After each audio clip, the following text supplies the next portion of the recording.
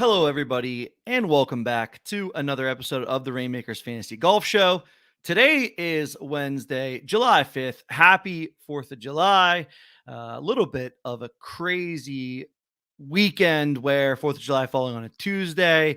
It has been a wild, long weekend, man. I felt like the weekend really just didn't end, which was fantastic. Awesome to get out on the golf course. Awesome to hang out with some friends, see some fireworks last night, had some family over, and yeah, did all of the things for the July 4th holiday. I woke up this morning and I was uh, unequipped in order to kind of produce the show today. So I would dove into the details of the John Deere Classic. We're going to get into my lineups. I haven't built any lineups this week, so going to build basically all of my lineups live using our site and our tools, otmnft.com. I'm going to bring my screen up, share my screen, go through all of the details. I just noticed this morning that we've got gated contests back for DraftKings Reignmakers. I've been a huge fan of the gated contests, so we'll go into the details of the gated contest for this week. The John Deere and the 3M Open. The gated contest is United States major winners. So the list of people will go through all of that. The golfers you need to hold. Typically, in terms of how these contests have been running, in terms of DraftKings Reignmakers contests in general, these gated contests have really been the best contests in terms of expected value, especially if you as a golf fan want to get a VIP like experience that really money can't buy. DraftKings uses their ability to get access and entry into these PGA tournaments that is pretty much unlike most other general public access. So I think they're pretty fun. The other thing too is that like it shared in our Discord the other day is there's a cash value associated with playing in these contests. So even if you're someone who maybe doesn't want to use the funds to travel and go see a golf tournament, there is, a cash equivalent value for winning these tournaments. So just because you don't want the experience doesn't mean there isn't a reason to play them if your portfolio allows you to get entry into these tournaments. Typically, a pretty small field. One thing that I have noticed that is, worth calling out is the lineups in these contests that are gated are really, really high ceiling lineups. They are lineups where people are putting their best team in them. So just know that going in, if you're going to be entering into one of these gated contests, I think you're going to need a very strong lineup, a very high ceiling lineup. And quite frankly, in this field that we have this week for the John Deere, that could be a myriad of things. There's guys at the top of the odds board like Russell Henley, Denny McCarthy, Cam Young, Emiliano Grillo, Adam Hadwin, Steven Yeager. When these guys find themselves truly at the top of the odds board, running at, plus 3,000 or above, or 15 to 1, 14 to 1 to win a golf tournament like Russ Henley at the top of the odds board. I mean, these guys don't find themselves at the top very often, and when they do, it typically means quite a middling field. And this field this week for the John Deere is probably the weakest field that we have seen in 2023. And it's a good indication of what we're going to see going forward, thinking about the PGA Tour schedule. If we think about what's on the horizon, we're 2 weeks away from the Open Championship on July 20th. And 2 weeks after that, on August 3rd, the FedEx Cup playoffs ultimately start happening between right after the Wyndham. It's the FedEx, St. Jude, the BMW, and the Tour Championship. All of those events are deluxe DraftKings Reignmakers events, going to have really small fields. We started talking about this last week, but at the FedEx St. Jude, there will be 70 golfers. At the BMW Championship, there will be 50 golfers. And at the Tour Championship, there will be 30 golfers. There will be very, very small fields with, solid, the biggest prize pools that we've seen in Reignmakers as a deluxe event. And, there's going to be significantly less entries in those tournaments. So if you're out there thinking about making purchases right now, I highly recommend that we're using the FedEx Cup rankings and taking a look at where guys sit in the FedEx Cup rankings in terms of order and top 70, top 50, top 30 for who's going to be playing those playoff events. After the Open Championship, the playoffs are really what we're going to be playing. And then after the playoffs, we'll have a lot of events in the fall swing that will look like this event, that will look like the John Deere, with quite middling fields, with, a couple of golfers in the top 25 in the world, maybe, playing for making sure they're solidifying their card, or, playing for continuing to move up the board in the fall swing, playing to defend their title. Max Homa will likely try to defend the Fortinet, Sanderson Farms. There's other events, but those events are going to be the smallest prize pools for DraftKings Reignmakers. But it's going to be using a portfolio of cards that we don't get to use in some of these deluxe events, that we don't get to use in any of the designated events with, $20 million on the line. So I do think it's an interesting time to be in the market, messing with the market for DraftKings Reignmakers. I think if you're buying and adding, you need to be thinking about those deluxe prize pools, those biggest events. And if you're selling off, I think you need to be in a position where you're trying to recoup as much funds as you possibly can against your investment, and knowing that while you're sacrificing some a utility for use of these guys in future events, you're really just trying to try to play less lineups in those tournaments going forward, or you suspect that prices will continue to fall throughout the fall swing. And if you need to add a guy or two, you'll be able to add a guy or two pretty cheap in the fall swing, with those prize pools being as limited as they will be. It's still quite a good number of events. After the playoffs, we have more than 10 events. We have the Ryder Cup.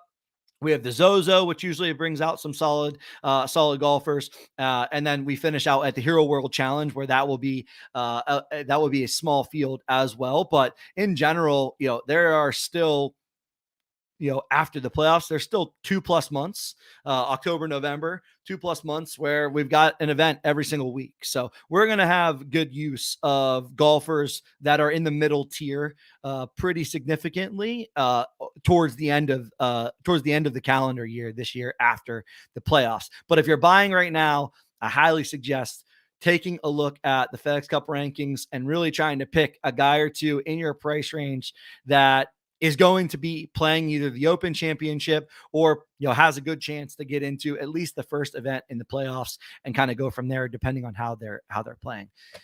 All right, let's quickly also recap.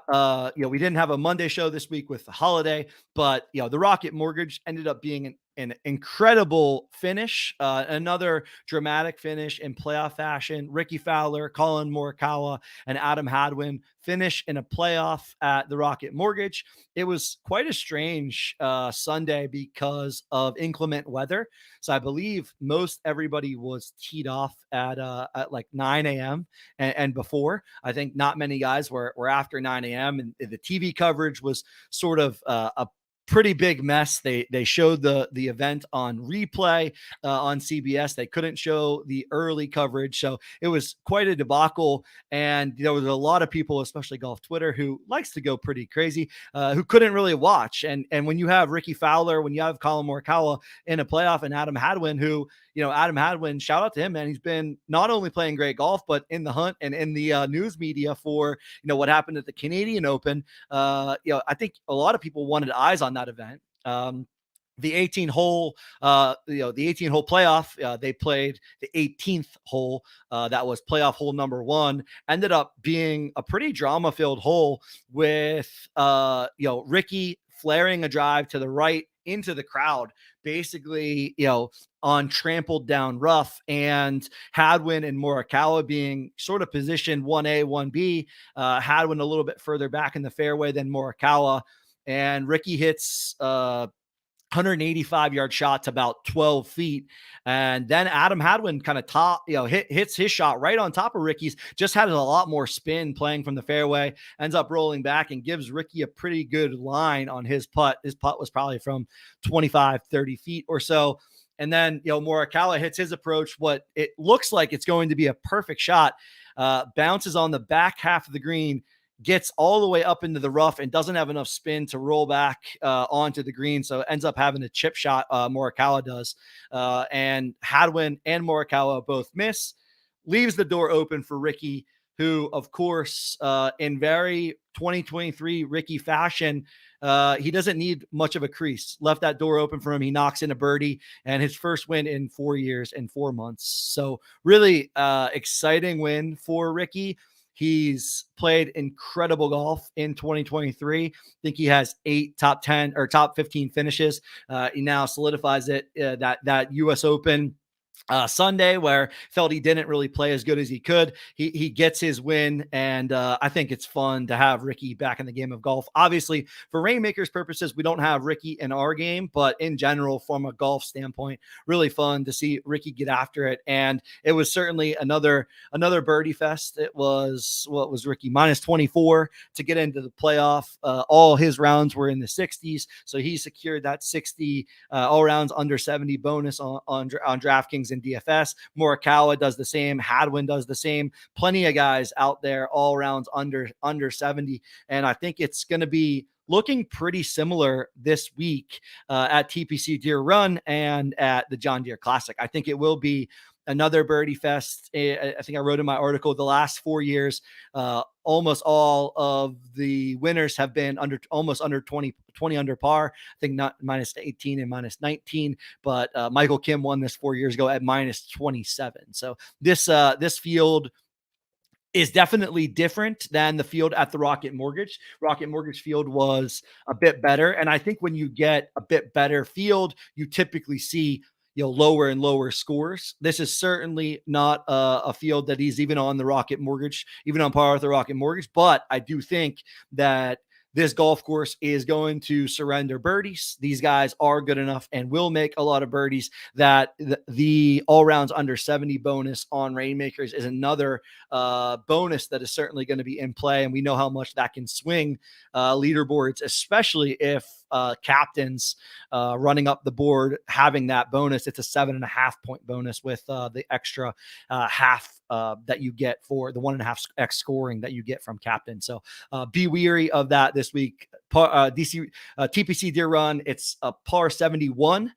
So only 2 par 5s on the back, only 1 par 5 in the front, 2 par 5s in the back. It's only 3 par 5s in total. So playing as a par 71, I definitely think there will be guys who shoot all 4 rounds in the 60s. So pay close attention to that. The field is not as strong as we typically are used to in 2023. I'm going to share my screen here, show our site.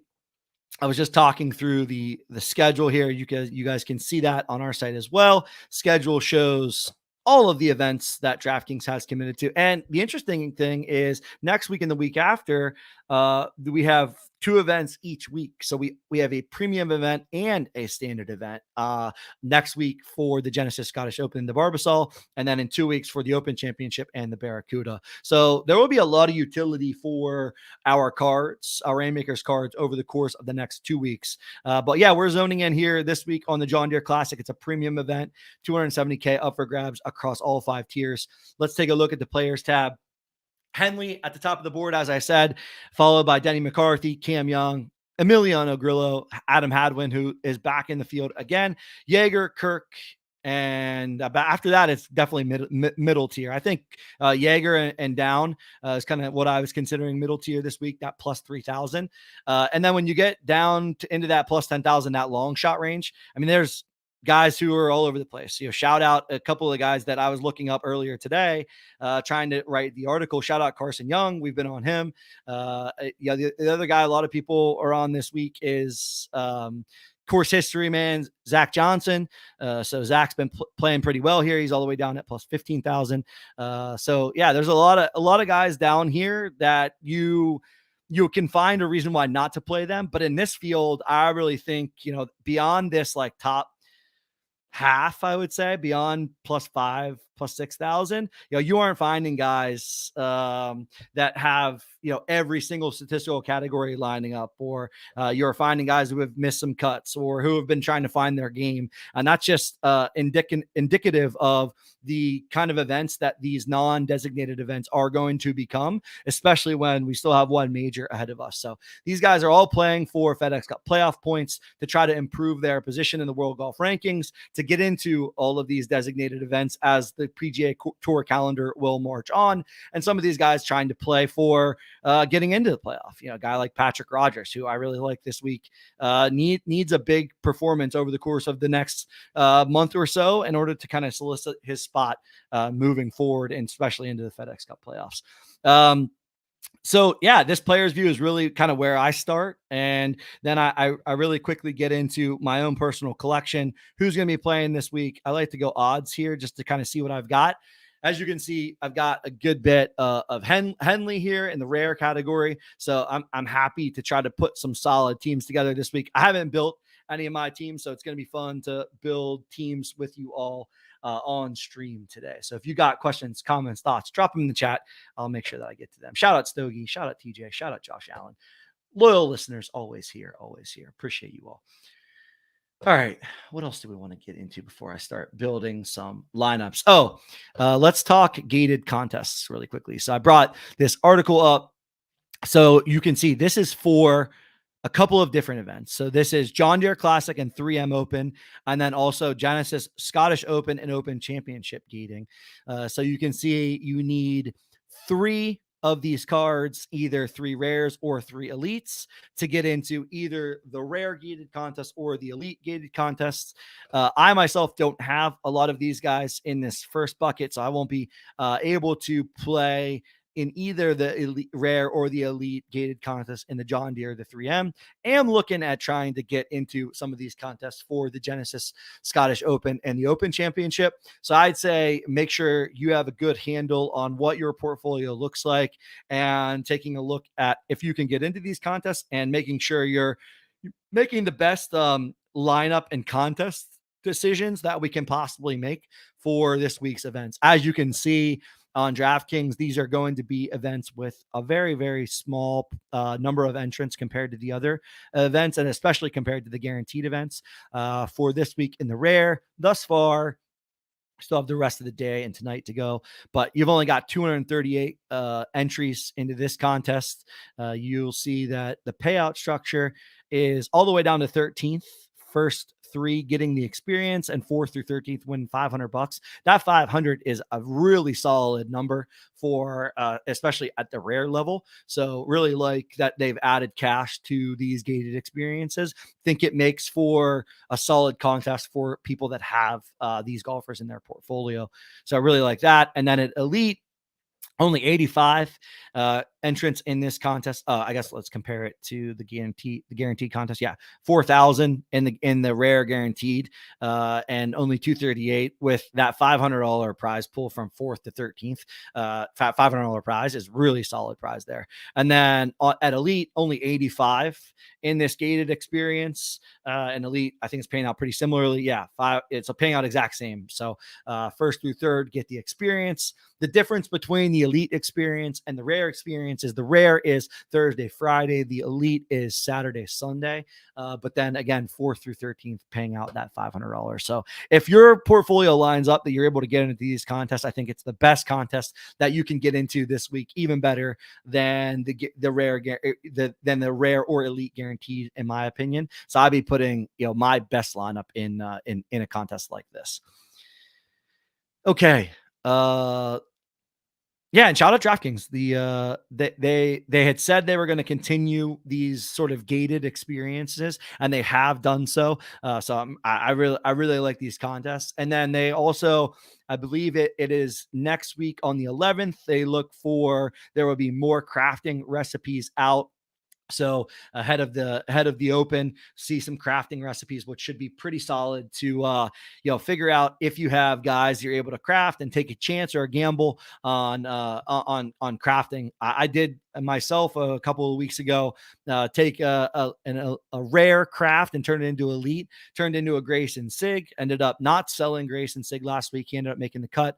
So it gave me a little sweat in a pack party contest. So I like crafting, especially for those that have bigger portfolios that are willing to skinny it down, take a risk on the kind of player you can get. Obviously, sometimes you win. I would say I quote unquote lost with Grayson Sig, but when the upside is John Rahm or Scotty Scheffler, sometimes the gamble is fun. And all of the DGens out there that are playing Rainmakers kind of know about the old gambling on a week-to-week basis, especially with packs and crafting and just enjoying the overall Rainmakers experience. So keep your eye out for gated contests, your portfolio, and how they compare to these gated contests and what you might need to pick up or what you might want to sell off if you're seeing a boost in any market pricing in terms of these guys having higher floors or having raised the floor on any of their cards. And then two, the crafting recipes that will be out next week ahead of what will be the Open Championship is my thought. All right. I think that covers everything I wanted to cover ahead of building some lineups for this week.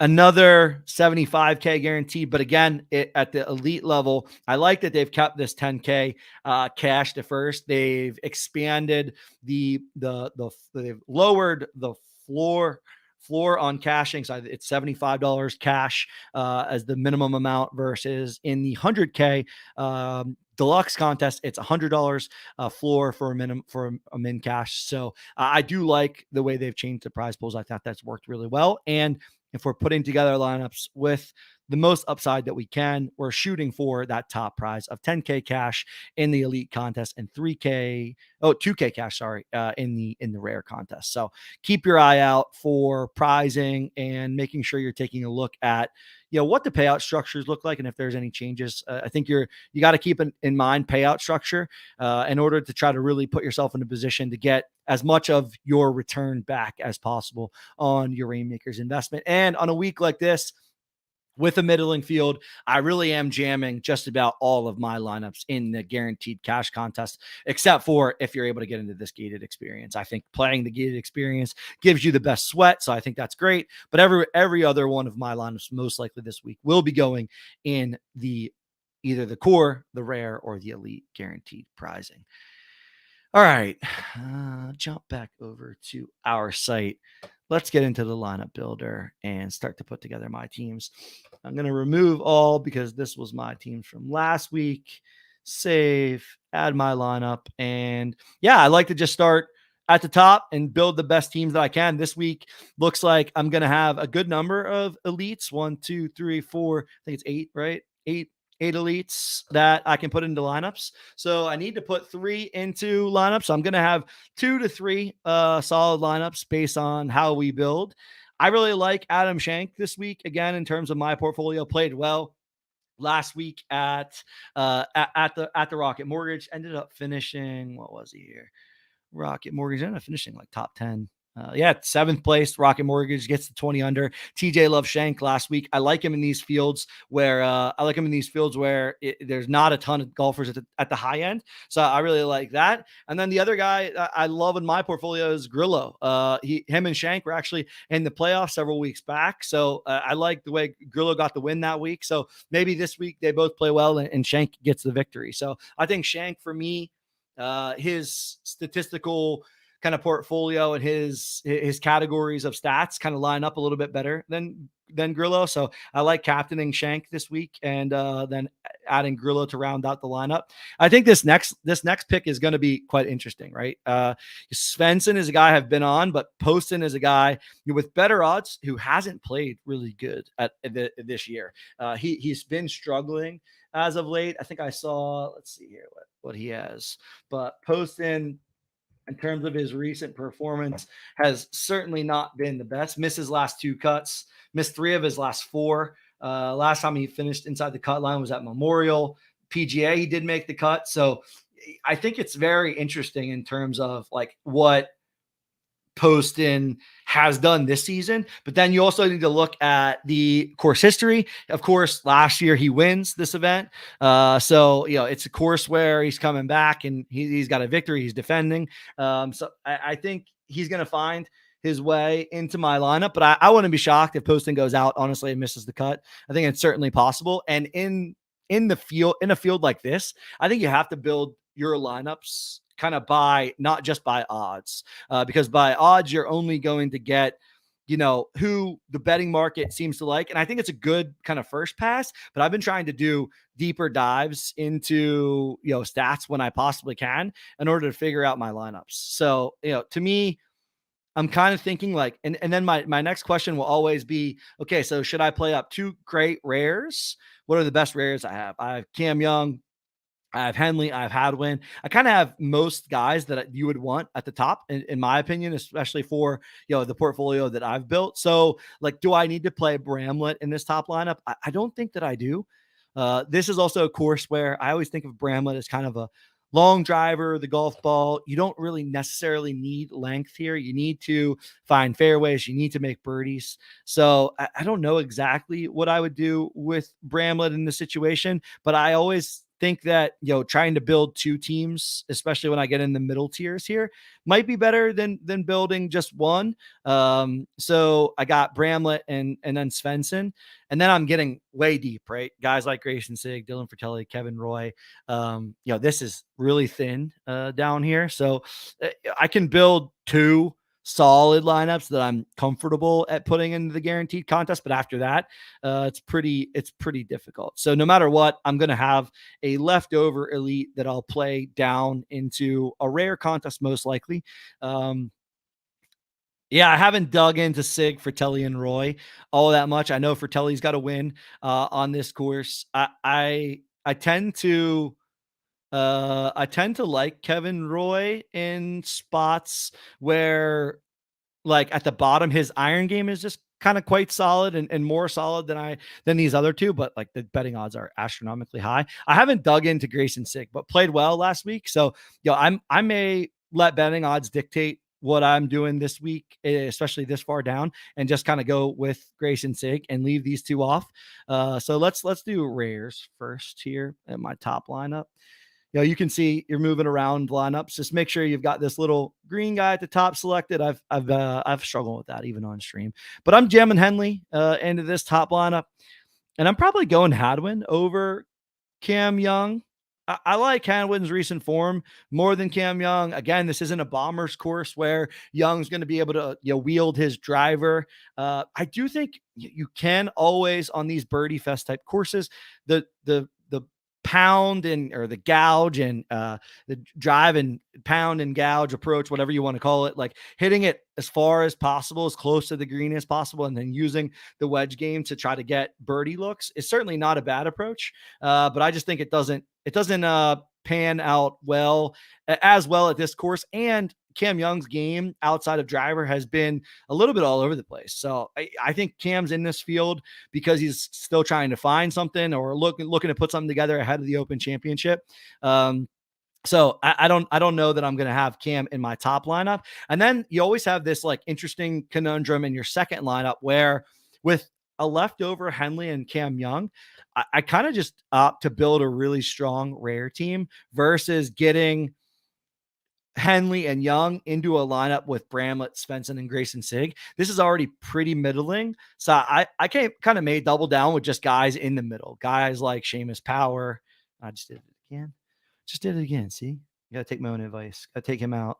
Need to put my elite back. Put my Shank back in there. Go down here. And then get a guy like Seamus Power. KH Lee statistically actually sets up pretty well at this course, but recent form isn't as good as we would like it. But guys where I have duplicates, I really do look to fill in duplicates in this like middling elite tier contest. I just think the duplicates give me more room to run and create different rare entries. So I do kind of like that for now. So I'll go KH Lee, Seamus Power. And to me, both of these, like I said, this week are guaranteed entries. So I'm just kind of guaranteed entering these. And that will be my elite teams for the week. I'll always oversave my lineups. Make sure you save your lineups so you don't leave and then come back and have to rebuild. But, this kind of build frees me up to build a really strong rare team. So I can go Henley captain, Cam Young, Adam Shank. I like Keith Mitchell. His game is really good. He also putts best on bent grass. So I like his putting this week. And then you've got a myriad of guys that I could play up from core. Grillo is interesting, and that helps like the sweat. If I just have Grillo as my best captain in my elite lineup, and then I also just have him in the best rare team that I have. But I really like Taylor Moore. So I'm between Grillo, Taylor Moore here. I obviously can't use Cam Young because I'm using Cam Young here. But then the interesting element here is like so should I kill Cam Young here in this lineup? Play, I don't know. Looks like Adam Smalley's next on the odds board. I would probably, if it were me not looking it up, let's look up Smalley's stats here. I would play Power over Smalley, but I must be just missing something on Alex. Let's see. All right. Smalley has made the cut in both times he's played Deer Run, T16 last year. And then, yeah, he's been on a solid run. Made 3 of his last 3 cuts. Made 4 of his last 5. Hasn't missed a cut since Memorial. Looks like he's getting it done approach and ball striking. I try to look and see who might be getting it done with the putter and who might be getting it done, either with the driver or with irons or on approach. Typically, the statistical profile that we like our ball strikers, guys on approach. This field in this tournament is going to be more about the putter than it is approach. The approach game is going to get, it's going to get shrunk, the amount you can gain on the field via approach, because I think you're just going to have to make so many birdies. And this course is going to solicit birdies, so you're going to need to make them. But yeah, I think I might be comfortable, honestly, Alex Smalley, and then playing up my Cam Young. And then playing this in the guaranteed contest, but then also captaining a Cam Young. Cam Young, in terms of pedigree in this field, Henley probably the only one with better pedigree than Cam Young. Denny McCarthy's playing pretty good, but in terms of pedigree, pretty close there. But I would say like below Cam Young, he's got an elite of a golf game as anybody that's on this list for sure. So if he puts it all together in any specific week and gets back to the form that he was on the end of last year or beginning of this year, I definitely think Cam Young, obviously at plus 1600, is live to win this golf tournament. So to me, giving myself a chance with a Henley captain lineup and a Cam Young captain lineup probably makes sense based on the way my portfolio grades out. That means we're playing maybe the defending champ. I really like Dylan Wu. If anyone's followed this show, big Dylan Wu guy. And then, a question of where are we going after this? Probably going up to Seamus Power, given that jump in odds from KH Lee to Seamus Power, and then filling them out in core here. I've got a Grillo or multiple Taylor Moores to use here. We'll go Grillo here and build that team. And then after that, it's going to probably get pretty thin, even with 25 rares to use. You used 8 rares here out of the 25, and I'm all the way down into plus 4,000 territory. So this next lineup is going to be pretty middling. This is a lineup where, in my opinion, you probably, default earlier in the year to put this in a pack party contest. But now, to me, especially in a field like this, can KH Lee win? Yes. Can Adam Svensson win? Yes. Can Justin Lauer win? I would typically say no, but Lauer played fantastic last week. Lauer actually, I wrote him up in the article this week. So if you go to our site and you go to the latest content, recent content, I wrote up Lauer this week. And the biggest reason why I ended up writing up Lauer is in the plus 10,000 or more odds bucket, it's like really impossible to find a statistical profile and some course history that you love. obviously, in the field that's as weak as this, it's just going to be tough that far down. Lauer putted the absolute lights out last week, so he finished right on shank. He finished eighth at minus 19 last week, and he has that upside in his game. But in general, he's been pretty poor this year, missing a lot of cuts. And the way he did it last week was with the putter. He gained almost 7 shots putting last week, and you just hope that he can do that again. You just hope he found something with the putter and he can repeat his putting performance. As always, variance with the putter, it can change on a dime. So wouldn't be shocked if Justin Lauer goes out and loses strokes with the putter this week and misses the cut. But that's what you're getting in a field like this at plus 11,000 odds. Those are the kind of golfers you're getting. But can he run up the board and make a top 10? He just did it last week. So if he were ever to repeat it, I certainly think he could again. So let's build another team. I'm going to go Svensson here, just like Svensson's game a little bit more than KH Lee. Svensson, KH Lee, Lauer. Boy, it's getting tough and thin. I actually looked up Lanto Griffin. His upside is there, but man, he just misses so many cuts. His stats are all over the place. I believe he's coming back from an injury from last year, so still kind of getting back into the swing of playing a regular season of events on the PGA Tour. Peter Malnati played pretty well in some of the lesser events earlier in the year. Not really sure statistically recently where Malnati has been. Let's take a look. Finished ninth last week at the Rocket Mortgage, cut the week before that. Finished 43rd at the Canadian Open, cut the week before that. So kind of a seesaw. He like finishes in the top 40, top 20, and then misses a couple cuts. Seems like, a little more than a month ago, he went through a pretty rough stretch of missed cuts, 4 missed cuts in a row, but he's kind of steadied it since then. He did it all around the green and all with the putter last week at Detroit Golf Club for the Rocket Mortgage. So again, like Lauer, can he do it again? Let's just bet on the fact that the putter is going to stay hot and we can get a performance where he makes the cut in this kind of field. And then we just play another solid core card that we have. I like Taylor Moore a lot. I like where his game was, a month and a half, 2 months ago. And I think the nice element here, Taylor Moore, again, a guy who's playing this field probably to keep his FedEx Cup rankings up. So if we go, FedEx Cup rankings, let's find Taylor Moore. He's 20th right now. He was 28th last week. So he's trying to stay inside that top 30 to get himself into the Tour Championship. And, no better way to do that than to continue to play events. So if he makes the cut and runs up the board, he's going to add more FedEx Cup points. And the more points you have, the higher you run up this board. So the nice thing is you can see on the PGA Tour site, you can just see top 30 guys getting into Tour Championship, top 50 guys BMW Championship, and top 70 guys FedEx St. Jude Championship. So you're going to want to be paying attention to, some of these guys that are just on the outside looking in, your Justin Suh, Matt Wallace. We've talked a lot about Shane Lowry, Adam Scott.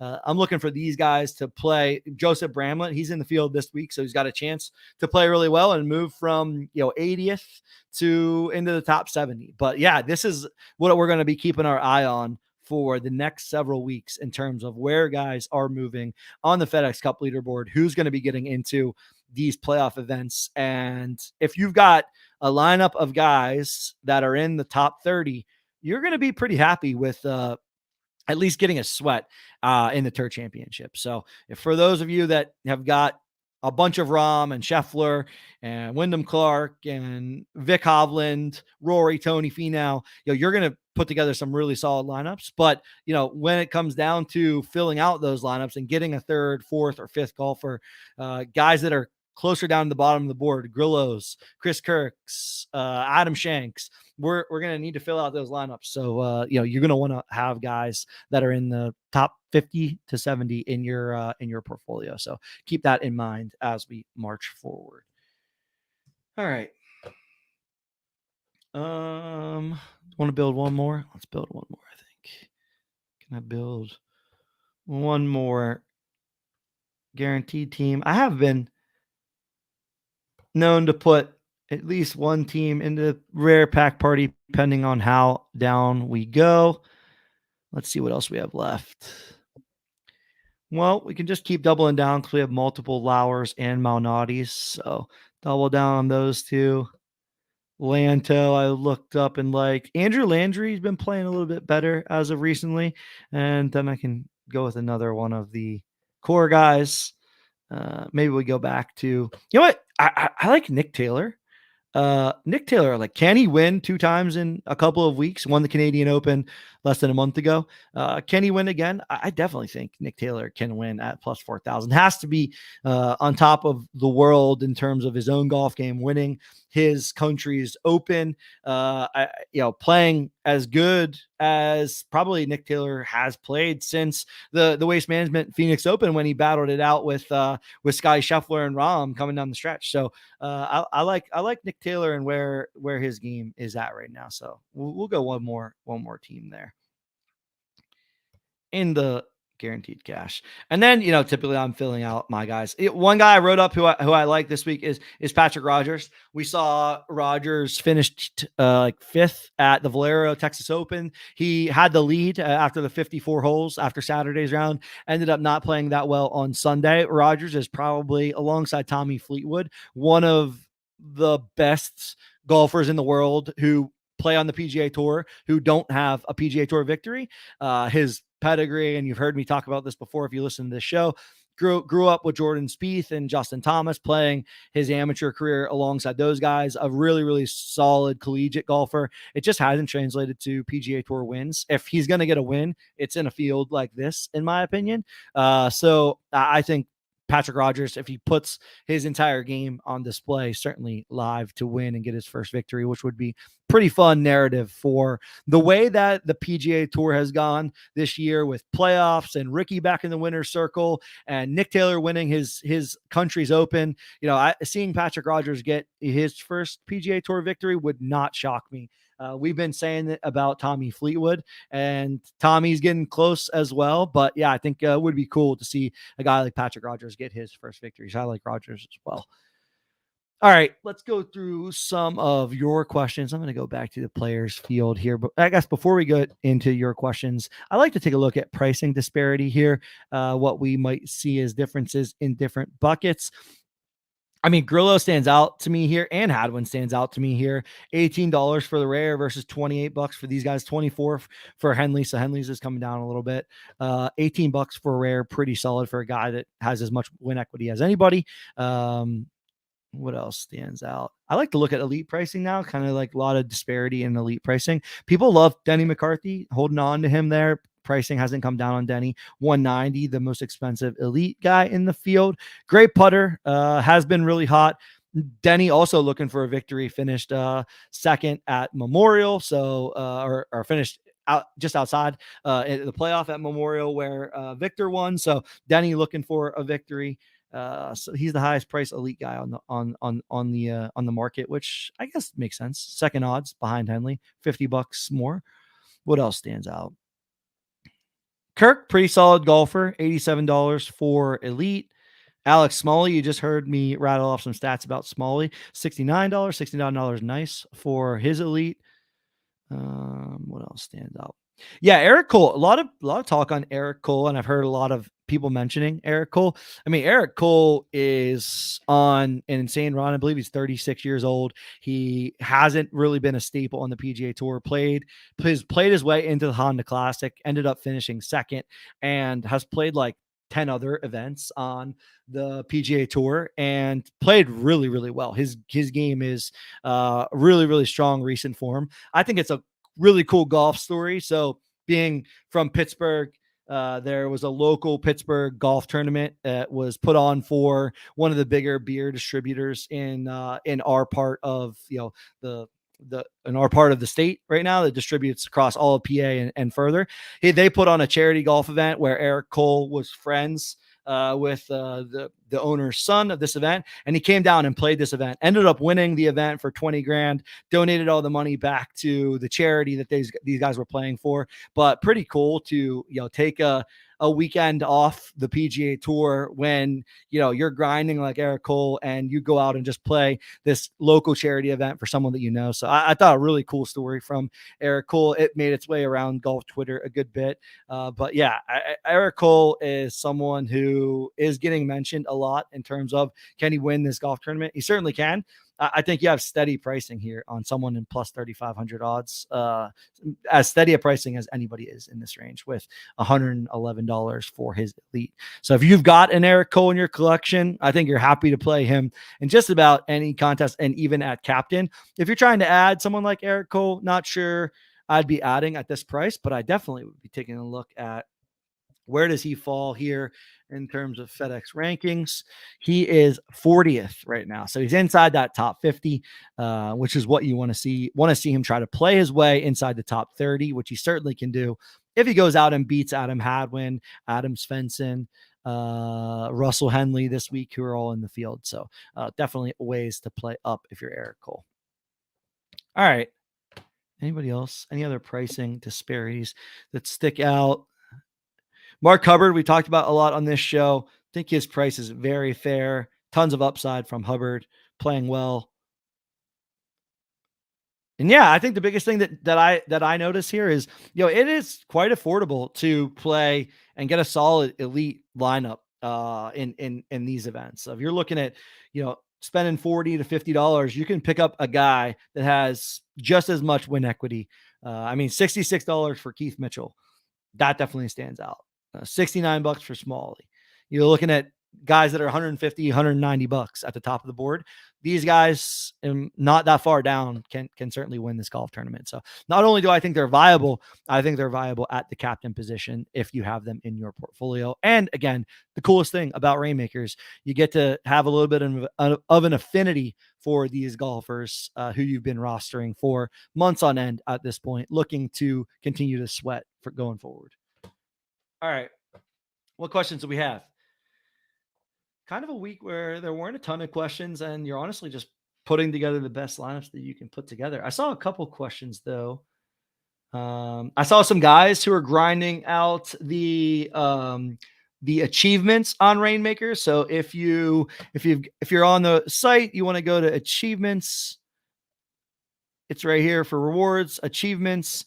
That will take you into what you've accomplished for Reignmakers, and then basically continuing to grind the tickets and the packs that are available here. So I saw someone who had golfers from different countries. They needed one golfer. They were able to pick up a Garrick Higo, South African golfer, for like $1 to complete one of these achievements, and they ended up getting themselves a pack, I believe. So pretty cool. So take a look at achievements, and as always, make sure you're taking a look at franchise score. Where are we at? And we got to go back to Reignmakers and then go rewards and then franchise score on a weekly basis and on a quarterly basis, or a snapshot basis. Basically, I think the next snapshot will be ahead of the Open Championship. It's 100K snapshot. I want to say US Open. British Open, 150K snapshot. So actually one just came up with the World Championship. And then, this one here in July. So continue to keep in mind the snapshots as we get all the way down to the FedEx Cup playoffs, where there's a 200K snapshot for your position on the leaderboard. So take a look, and every single purchase that you're making and every single card that you've been holding adds to franchise score. So I really like that experience. I haven't honestly grinded the franchise score all that much. Kind of happy with my position inside the top 1,000, and just going with what that provides on a regular basis. So take a look at that if you haven't looked at it at all. All right. Discord. Let's see what other questions we had.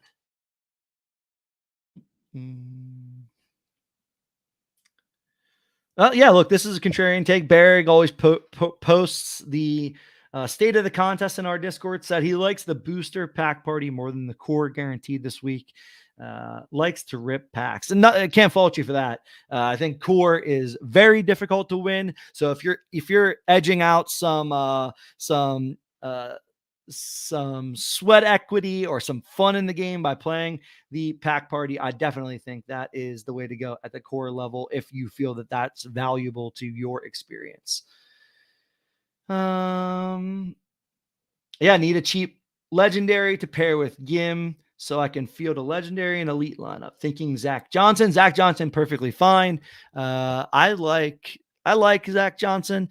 The only issue I had with Zach Johnson is while he's continued to make the cut, he's got a solid trend of finishing worse and worse in the last 5 years at this event. But he has continued to make the cut, and I think it pairs well for the kind of course that this is. So perfectly fine with Zach Johnson. So only 70 golfers at the BMW Championship and 30 at the Tour Championship. Not that many entries in the elite tournaments. Exactly. That's why we got to keep an eye out for buying those guys into that are in the top 50 to top 30. How risky do you think it is holding top 30 golfers into the Tour Championship? Yeah, I think it's definitely a risk, but the guys in the top 30 are playing the best, right? And the Tour Championship is going to give you a 30 golfer field with a deluxe prize pool and $10,000 at the top of that elite tournament. Yes, there will be lineups like Stogie, shout out Stogie, who've got Rory and Rahm and Scheffler in that lineup. But in general, there's more than one person paid out in that contest. One person wins. But I think when you're talking about 30 golfers, anybody can win on a given week, especially if you're in the top 30. You're going to be a really solid golfer who's played really well all year long, who has a chance to win the Tour Championship. So I really like that element. Block Menace Mafia says, "Can I see your lineup for this week?" Yeah, just went through and built my teams on our site. So lineup builder. Right now, the best team that I'm going to have this week is Grillo, Poston, Shank, elites with Henley and Hadwin. I think that would be one of my best lineups this week at elite. And then rare, I'm able to build Henley, Smalley, Shank, Keith Mitchell, Cam Young. And I think the second lineup's pretty good as well too. Cam Young, JT Poston, who hasn't played great but has won this event last year. Dylan Wu, who I love. I think Wu just really good golfer. I think he's a super underrated. Seamus Power and Emiliano Grillo. Those are my lineups for the week. All right, what else is in Discord? 420 places paid out in the elite guaranteed. Yes, confirmed. Zach Johnson, a good dart throw. Yes, definitely a good dart throw.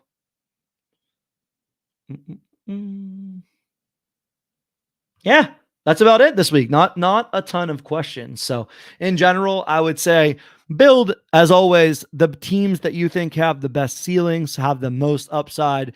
Get those teams either in that gated portfolio contests or in the guaranteed contests. Guaranteed contests for me, especially at elite and rare, just gives you the biggest upside for binking and taking home not only your whole investment, but if you bink, likely more than your investment, or hopefully more than your investment at this point in time.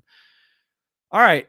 I think that will cover it. I do tend to really like these fields and these kind of events. I do think the variance of golf makes it very fun. I like sweating the cut line in these events because you're likely to have, a very unique sweat that you don't really get in terms of other sporting events. So yeah, I really like these middling events with middling fields. So look for this to be a pretty strong fun experience in terms of the John Deere this week. I know there aren't the best players in the world playing. I know there are, guys who will be at the top of the leaderboard who you might not even know, honestly, or you might know only from Reignmakers. And to me, that is part of the fun of playing fantasy golf and playing Reignmakers golf specifically. So leverage the cards that you either haven't been able to sell or haven't played in contests in quite a few weeks. Leverage those cards, get the utility of sweating the contests, and yeah, best of luck. Run up the leaderboard. It is all about picking the right captain in Reignmakers, and of course, running hot with 5-year golfers making the cut. If you've got the right captain and you've got 5 golfers making the cut, I think you'll have a heck of a fun weekend ahead of you in general for the John Deere Classic.